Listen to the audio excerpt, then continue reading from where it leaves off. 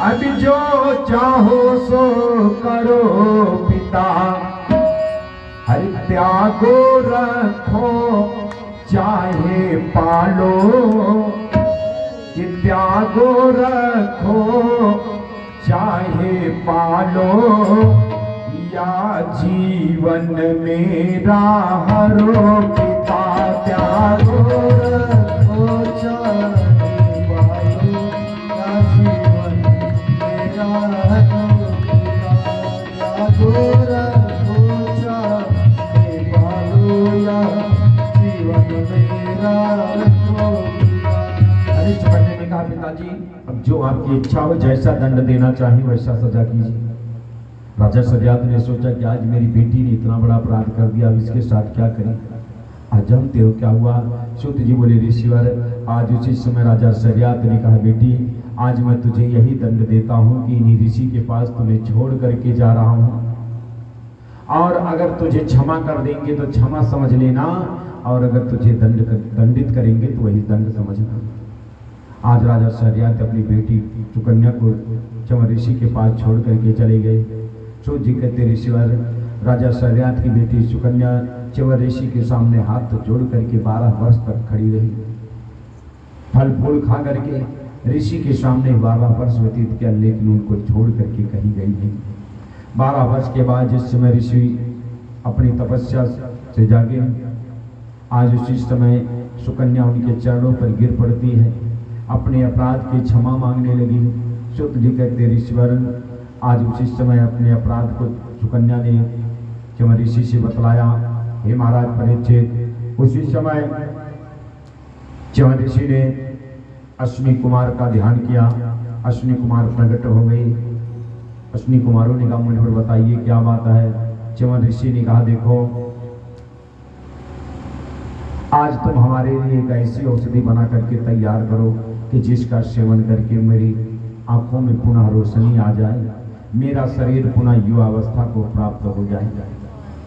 जब अश्विनी कुमारों से चंवर ऋषि ने इस प्रकार से कहा, अश्विनी कुमारों ने तुरंत अनेकों जड़ी बूटियों से युक्त एक सुंदर अवलेह तैयार किया। सुखदेव जी कहते राजन, आज उस अवलेह का सेवन करके चंवर ऋषि की आंखों में पुनः रोशनी आ जाती है और पुनः चंवर ऋषि युवावस्था को प्राप्त हो जाते हैं। बोले वृंदावन बिहारी लाल की जय। सुखदेव जी कहते राजन कि जिस औषध के योग से हुए तरुण वह देह, कि जिस औषध के योग से हुए तरुण वह देह, है प्रसिद्धि वह आज तक केवल प्राश्रय अवलेह। यानी वही अश्विनी कुमार के द्वारा जो जड़ी बूटियों से युक्त औषधि बनाई गई थी, आज भी हमारे संसार में च्यवनप्राश के नाम से विख्यात है, जिसमें अनेकों जड़ी बूटियों से बनाई गई। सुन जी बोले ऋषिवार, आज चंवर ऋषि युवा अवस्था को प्राप्त हुए। चंवर ऋषि प्रसन्न होकर के अश्विनी कुमारों से कहा, अश्विनी कुमार आज मैं तुम्हारे ऊपर बहुत प्रसन्न हूँ, बताओ तुम्हारी क्या इच्छा है, जो इच्छा हो मांग लो, हमारे लायक कोई कार्य होगा बताना। अश्विनी कुमार ने कहा मुनिवर आपके लायक क्या कार्य है, हमारी कोई विशेष इच्छा नहीं है, लेकिन आप कह रहे हैं तो हम आपसे इतना जरूर निवेदन करते हैं कि हे मुनिवर, आप तो जानते हैं कि हम लोग देवताओं के वैद्य हैं, देवताओं की दवा करते हैं, लेकिन उसके बाद भी देवताओं के बगल में बैठ करके हम लोगों का भाग हमें ग्रहण करने को नहीं मिलता। तो अगर आप कृपा करना चाहते हैं तो इतनी कृपा कर दीजिए कि देवताओं के बगल में हमारा भाग दिला दीजिए, और कुछ नहीं इच्छा है। अश्विनी कुमार के वचन को सुनकर के चंवर ऋषि ने कहा, अश्विनी कुमारों चिंता मत करो, तुम्हारा भाग तुम्हें अवश्य मिलेगा। सूत जी बोले हे ऋषिवर, आज इस प्रकार से चंवर ऋषि ने अश्विनी कुमारों को विदा किया। उसके बाद चंवर ऋषि ने विश्वकर्मा का ध्यान किया, विश्वकर्मा प्रकट हो गए। चंवर ऋषि ने कहा कि विश्वकर्मा हमारे लिए सुंदर महल तैयार करो। आज कुटिया की जगह बड़ा सुंदर महल तैयार हो गया। सूत जी बोले ऋषिवर, आज उसी समय चंवर ऋषि ने सुकन्या के साथ पाणी ग्रहण संस्कार किया और उसी महल में निवास करने लगे। बोले वृंदावन बिहारी लाल की। सूत जी कहते हे ऋषिवर, बड़े आनंद के साथ च्यवन ऋषि सुकन्या के साथ निवास कर रहे हैं। समय व्यतीत होता गया, अनेकों वर्ष बीत जाने के बाद एक बार राजा सन्यात को अपनी बेटी की याद आई। तो उनके मन में विचार आया कि चलो चल करके देखते हैं कि हमारी बेटी वहीं है या कहीं चली गई। जिस समय च्यवन ऋषि अपनी बेटी के पास आते हैं तो देखा कि आज राजा सन्यात ने देखा कि जहां पर च्यवन ऋषि की सुंदर कुटिया थी, आज वहां सुंदर महल बन करके तैयार है। और इधर जैसे ही सुकन्या ने अपने पिता को देखा, तुरंत महल से बाहर आ जाती है अपने पिता के पांव को छूने के लिए। लेकिन जैसे ही अपने पिता के पांव को छूने लगती है, राजा सन्यात पीछे हट जाते हैं। राजा सन्यात को लगा कि हमारी बेटी हमारे जाने के बाद किसी राजकुमार से विवाह करके किसी राजकुमार से विवाह कर लिया और ऋषि को कहीं अलग फेंकवा दिया, उनकी कुटिया हटवा दिया। इसीलिए उन्होंने अपनी बेटी से दूर हो गई। बेटी पिता के सामने खड़ी थी। तब तक च्यवन ऋषि भी महल से बाहर आ गई, सारा हाल कह सुनाया। और जब सारी बात राजा सन्यात को पता चला तो राजा सन्यात ने अपनी बेटी को पकड़कर अपने हृदय से लगा लिया। तो जी कहते ऋषिवर राजा सन्यात पुनः अपने बेटी के साथ उसके महल में गए। सो जी कहते हे ऋषिवर, उसी समय च्यवन ऋषि ने राजा सन्यात से कहा कि ऋषिवर, ऋषि ने कहा कि महाराज मुझे एक यज्ञ करना है, जिस यज्ञ की तैयारी की व्यवस्था आपकी जिम्मेदारी पर है। राजा सन्यात ने कहा मुझे कोई बात नहीं, मैं अभी तैयारी करता हूँ। तो जी कहते ऋषिवर, आज बड़ी सुंदर तैयारी होने लगी। और जानते हो क्या हुआ? जब यज्ञ की तैयारी हुई, सभी देवताओं का आवाहन हुआ, सभी देवता आए और उसमें अश्विनी कुमार को भी बुलाया गया। श्रोता जी कहते हे ऋषिवर, आज जिस समय अश्विनी कुमार आते हैं, च्यवन ऋषि ने देवताओं के साथ में अश्विनी कुमार को भी बिठाया। श्रोता जी बोले ऋषिवर, आज उसी समय जब देवराज इंद्र ने देखा कि अश्विनी कुमार हम लोगों के बगल में बैठे हैं, तुरंत देवराज अपने स्थान से खड़ा हो गया। देवराज इंद्र का मुनिवर, ऐसा कदाप नहीं हो सकता कि अश्विनी कुमार हम लोगों के बगल में बैठ करके अपने भाग को ग्रहण करें। च्यवन ऋषि ने कहा देवराज, आखिर ऐसी कौन सी बात है? देवराज इंद्र का मुनिवर, ये रोगियों की दवा करता है, हमेशा रोगियों के पास जाता है, इसलिए अछूता है, इसे हम लोग अपने बगल में नहीं बिठा सकते। च्यवन ऋषि ने कहा देवराज, जो तुम्हारी दवा करता है, जो तुम्हें ठीक करता है, उसे अछूत बता रहे हो। ये अश्विनी कुमार तुम्हारे बगल में ही बैठ करके भाग ग्रहण करेंगे। जब च्यवन ऋषि ने इतना कहा तो देवराज तुरंत अपने हाथ में तलवार लेकर के देवराज इंद्र ने कहा मुनिवर, आज ना मैं आपको छोड़ूंगा ना आपके इस भक्त को। और जैसे ही तलवार लेकर के आगे बढ़ना चाहते हैं, तुरंत च्यवन ऋषि ने अपने मंत्रों से देवराज इंद्र को उसी स्थान पर रोक दिया। और उसी समय देवराज को ज्ञान हो गया। देवराज इंद्र तुरंत च्यवन ऋषि के चरणों पर गिर करके अपने अपराध की क्षमा मांगा। देवराज इंद्र का मुनिवर, क्षमा कीजिए, मुझसे अनजाने में भूल हो गई। मैं अपने ही हितैषी भाई बंधु को अछूत बता रहा हूँ। सूत जी बोले हे ऋषिवर, आज जानते हो क्या होता है? आज उसी समय च्यवन ऋषि ने बड़ा सुंदर यज्ञ कराया और अश्विनी कुमारों को देवताओं के बगल में बिठा करके उनका भाग दिलाया। आज अश्विनी कुमार भी आनंदित होकर के च्यवन ऋषि से आज्ञा लेकर के अपने भाग को ग्रहण करके अपने स्थान को चले जाते हैं। बोले वृंदावन बिहारी लाल की, बोले श्रीमद् भागवत महापुराण की। सुखदेव जी कहते राजन, महाराज मनु के वंश में अनेकों महान प्रतापी राजा हुए, बड़े धर्मात्मा राजा हुए। हे ऋषिवर, इसी वंश में महाराज अम्बरीश हुए थे, जो कि बड़े ही धर्मात्मा, बड़े ही पुण्यात्मा राजा। राजा अम्बरीश ऐसे राजा थे कि जिन्होंने अपने जीवन में कोई ऐसा व्रत, कोई ऐसा ध्यान जो न किया हो। उन्हें सभी देवी देवताओं पर बड़ा विश्वास रहता था। शुद्ध जी कहते ऋषिवर, समय व्यतीत होता गया। हे महाराज परीक्षित, एक समय की बात है, राजा अम्बरीश एकादशी व्रत थे। अगले दिन प्रातः काल कुछ क्षण द्वादशी थी, उसके बाद त्रयोदशी लगने वाली थी। अभी पारण किए नहीं थे और जैसे ही पारण करने का विचार बनाया तब तक देखा कि सामने से दुर्वासा ऋषि आ रहे थे। तो उसी समय राजा अम्बरीश ने दुर्वासा ऋषि को प्रणाम किया। राजा अम्बरीश ने कहा, मुनिवर आइए, आप बड़े अच्छे समय पर आए हैं।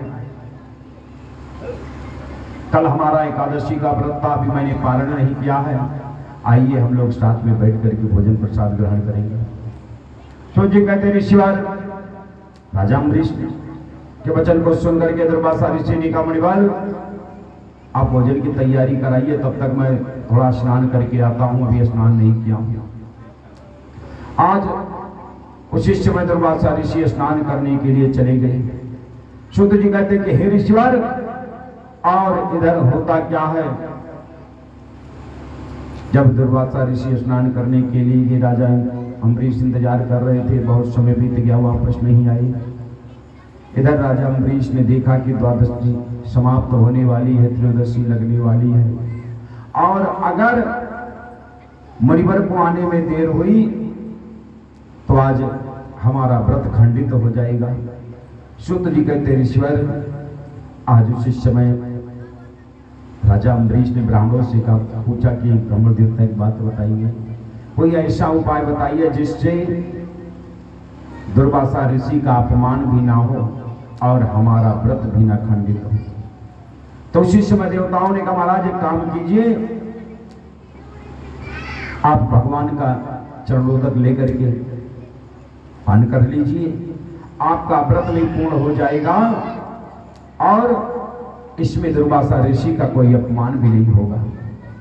शुद्ध जी बोले, हे ऋषिवर, आज जिस समय ब्राह्मणों ने इस प्रकार से कहा, ब्राह्मणों के वचन को सुनकर के उसी समय राजा अम्बरीश अपने हाथ में भगवान का चरणोदक लेकर के जैसे ही अपने मुख में डालना चाहा, तब तक सामने से दुर्वासा ऋषि आ गया और दुर्वासा ऋषि बहुत क्रोधित हो गए। शुद्ध जी कहते कि हे ऋषिवर, आज जानते हो क्या हुआ? दुर्वासा ऋषि ने कहा कि हे महाराज, आपने एक ऋषि का निमंत्रण लेने के बाद बिना उसे भोजन ग्रहण कराए आप स्वयं ग्रहण कर रहे हैं, उसका अपमान किया। आज तुरंत दुर्वासा ऋषि क्रोधित हो गए। शुद्ध जी कहते ऋषिवर, दुर्वासा ऋषि क्रोधित होकर के तुरंत अपने सर से एक बाल उखाड़ के पृथ्वी पर पटका। उसी समय कृत्या नाम की राक्षसी प्रकट हो जाती है। शुद्ध जी कहते कि हे ऋषिवर, आज दुर्वासा ऋषि ने उस राक्षसी को महाराज अम्बरीश की तरफ बड़ी वेग से खाने के लिए छोड़ देते हैं।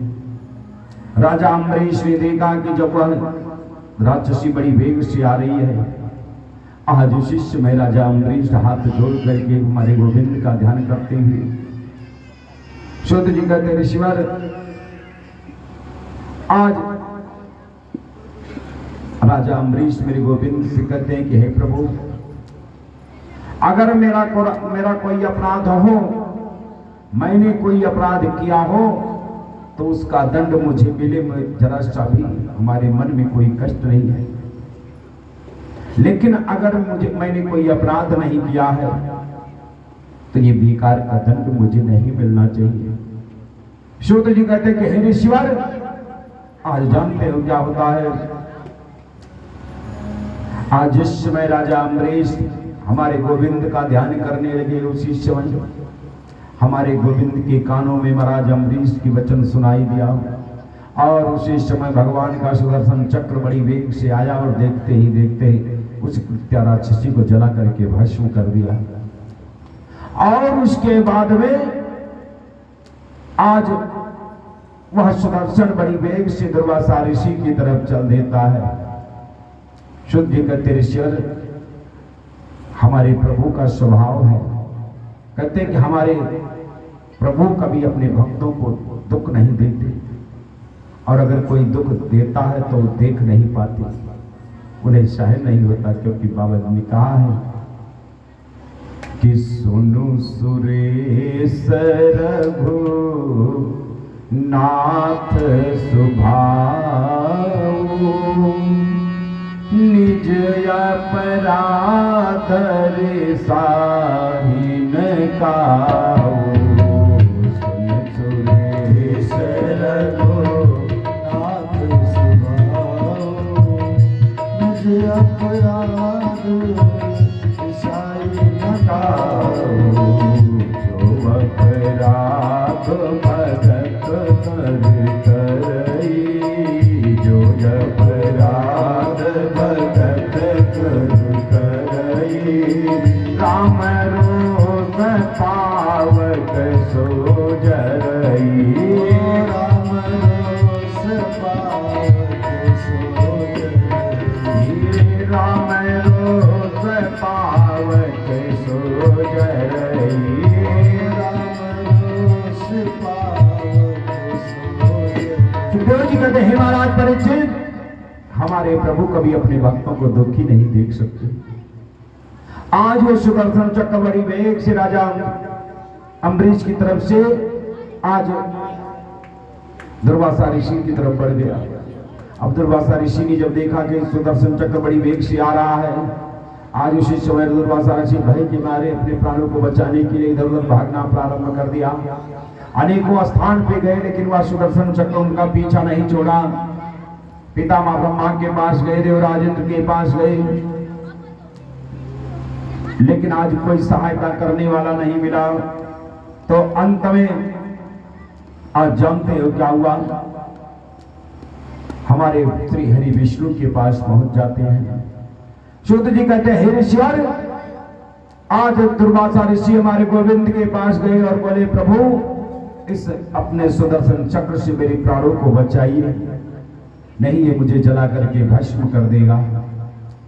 सूत जी कहते, ऋषिवर आज जानते हो जब दुर्वासा ऋषि ने इस प्रकार से कहा, तो उसी समय हमारे गोविंद ने दुर्वासा ऋषि से कहते हैं कि अहम भक्त पराधीनो ध्रा स्वतंत्रैव तुजः, साधुर विग्रहस्थ हृदयो भक्त भक्त जन प्रिया। हमारे गोविंद ने कहा कि हे ऋषिवर, हे ब्राह्मण देव, मैं अपने भक्त के अधीन हूं, मेरा हृदय साधुओं सज्जनों के अधीन रहता है, मेरे भक्त मुझे अति प्रिय रखते हैं। यदि तुम अपने प्राणों को बचाना चाहते हो तो उन्हीं अम्बरीश महाराज के पास जाइए, उन्हीं से क्षमा मांगिए, वही आपके प्राणों को बचा सकते हैं। जो जी कहते ईश्वर, आज जिस समय भगवान ने इस प्रकार से कहा, तो भगवान के वचन को सुन करके आज पुनः राजा दुर्वासा ऋषि हमारे गोविंद के पास से भागते हुए राजा अम्बरीश के पास आए और राजा अम्बरीश के चरणों पर गिर पड़ते हैं। और जब दुर्वासा ऋषि को अपने चरणों पर गिरता देखा तो राजा अम्बरीश ने तुरंत दुर्वासा ऋषि को उठाकर अपने हृदय से लगा लिया। बोले, गुरुदेव ये क्या कर रहे हो? दुर्वासा ऋषि ने कहा, महाराज आप ही बचाइए। सूत जी कहते, ऋषिवर, आज उसी समय राजा अम्बरीश ने हाथ जोड़ करके हमारे गोविंद का ध्यान करते हुए उस सुदर्शन चक्र को प्रणाम करते हुए कहते हैं कि सुदर्शन नमस्तुभ्यं सहस्राच्युत प्रिया, सर्वाशास्त्रधतिर्विप्रा स्वस्ति भूयात ईश्वतः। आज उसी समय राजा अम्बरीश ने कहा कि हे सुदर्शन, हे सहस्त्रधार, हे अच्युत प्रिय, समस्त अस्त्रों का नाश करने वाले, मैं आपको नमस्कार करता हूँ, आप इस ब्राह्मण का कल्याण करो। राजा अम्बरीश कहते हैं कि नामा सुना बाखिल धर्म से तवे, रातश्चमिते शील सुरध के तवे, त्रिलोक्य गोपाय विशुद्ध वर्चे मनोजवाया शुद्ध कर्म ध्यान। आज राजा अम्बरीश ने कहा कि हे सुंदर नाभि वाले छात्र, हमेशा धर्म की मर्यादा करने वाले, अधर्म आचरण का नाश करने वाले, तुम इस ब्राह्मण की रक्षा करो। सूत जी कहते, ऋषिवर, आज इस प्रकार राजा अम्बरीश बार बार सुदर्शन को प्रणाम करते हैं। आज उसी समय वह सुदर्शन चक्र वापस हमारे गोविंद के पास चला जाता है। आज उसी समय दुर्वासा ऋषि के मन में थोड़ा शांति हुई। सूत जी बोले, ऋषिवर, उसके बाद में आज राजा अम्बरीश ने तुरंत दुर्वासा ऋषि को अपने साथ लेकर के अपने महल में गए और बड़ा सुंदर प्रसाद भोजन प्रसाद ग्रहण कराया। और उसके बाद में राजा अम्बरीश ने दुर्वासा ऋषि को विदा किया। आज दुर्वासा ऋषि आनंद के साथ अपने स्थान को चले जाते हैं। बोले वृंदावन बिहारी लाल की, बोले श्रीमद् भागवत महापुराण की।